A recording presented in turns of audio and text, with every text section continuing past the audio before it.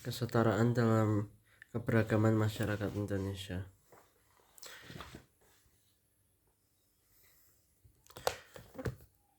Sebab pertama,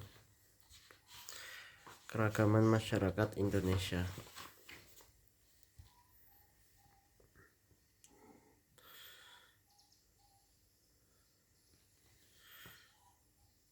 Masyarakat Indonesia disebut sebagai masyarakat majemuk karena memiliki keanekaragaman pada suku, bangsa, budaya, bahasa, agama, dan adat istiadat. Ada 3 macam istilah yang digunakan untuk menggambarkan masyarakat majemuk: plural, heterogen, dan multikultural. Masyarakat multikultural adalah masyarakat multikultural. Nah, multikulturalisme adalah kesetiaan menerima kelompok lain secara sama sebagai kesatuan tanpa memperdulikan perbedaan. Masyarakat pluralitas adalah mengendalikan adanya hal-hal yang lebih dari satu orang atau many. Masyarakat heterogen menunjukkan bahwa keberadaan yang lebih dari satu itu berbeda-beda tidak dapat disamakan.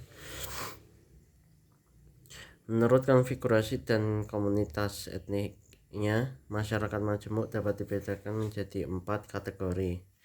1 itu masyarakat majemuk dengan kompetisi seimbang. 2 itu masyarakat majemuk dengan mayoritas dominan. 3 masyarakat majemuk dengan minoritas dominan. Dan keempat adalah masyarakat majemuk dengan fragmentasi.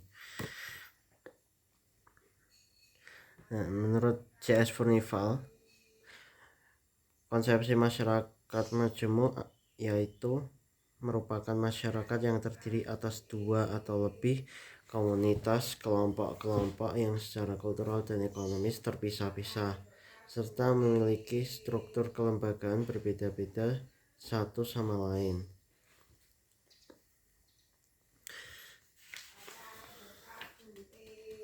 Nah, faktor pendorong keragaman masyarakat Indonesia ada masyarakat Indonesia dijelaskan oleh Ernest Renan bahwa bangsa merupakan suatu jiwa yang melekat pada sekelompok manusia yang merasa dirinya bersatu karena mempunyai latar belakang sejarah, nasib, atau penderitaan yang sama di masa lalu dan cita-cita yang sama untuk masa depannya.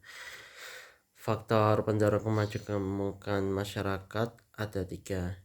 1 adalah keadaan geografis, 2 itu pengaruh kebudayaan asing, dan 3 adalah kondisi iklim yang berbeda.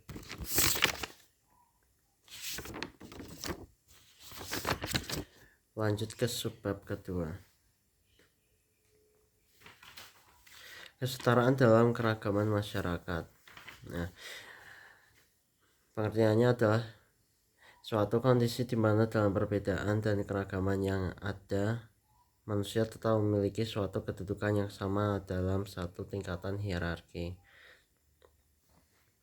Unsur keragaman ada banyak sih. Ada bangsa, ras, agama, ideologi, tata krama, kesenjangan ekonomi, dan sosial. Prinsip kesetaraan ada 2, yaitu hak dan kewajiban. Dampak buruk dari tidak adanya sikap terbuka, logis, dan dewasa atas keragaman masyarakat adalah disharmonisasi, perilaku diskriminatif pada kelompok tertentu, rasialis, disintegrasi bangsa. Cara untuk menghindarinya adalah dengan meningkatkan semangat religius, semangat nasionalisme, semangat pluralisme, semangat humanisme,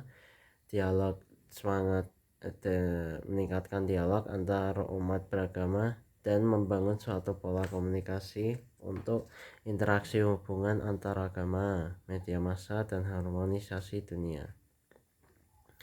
Nah, disebutkan pada pasal 27 ayat 1 UUD 1945 menegaskan secara eksplisit bahwa segala warga negara bersamaan kedudukannya di dalam hukum dan pemerintahan dan wajib menjunjung hukum dan pemerintahan itu dengan tidak ada kecualinya.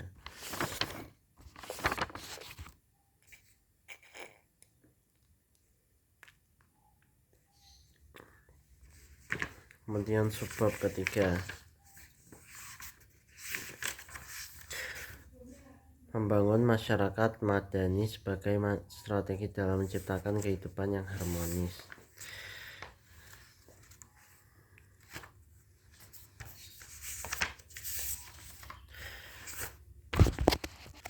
Membangun masyarakat madani sebagai strategi dalam menciptakan kehidupan yang harmonis. Civil society adalah istilah dari masyarakat madani. Indonesia sebagai anggota masyarakat harus dihargai dan dikembangkan agar melahirkan kebahagiaan pada masyarakat tersebut. Bhinneka Tunggal Ika merupakan ciri kehidupan masyarakat Indonesia. Masyarakat madani mengakui kebebasan individu untuk berharta, bertakhta, serta menegakkan kebenaran. Menurut pendapat Hikam, ada 4 ciri masyarakat madani. 1. Kesukarelaan atau voluntary. 2 adalah keswasembadaan atau self-generating. Ketiga adalah keswadayaan atau self-supporting. Keempat, keterkaitan pada nilai hukum yang disepakati. Prinsip khas masyarakat madani ada 4, yaitu 1. Keragaman budaya Indonesia. Kedua adalah saling pengertian.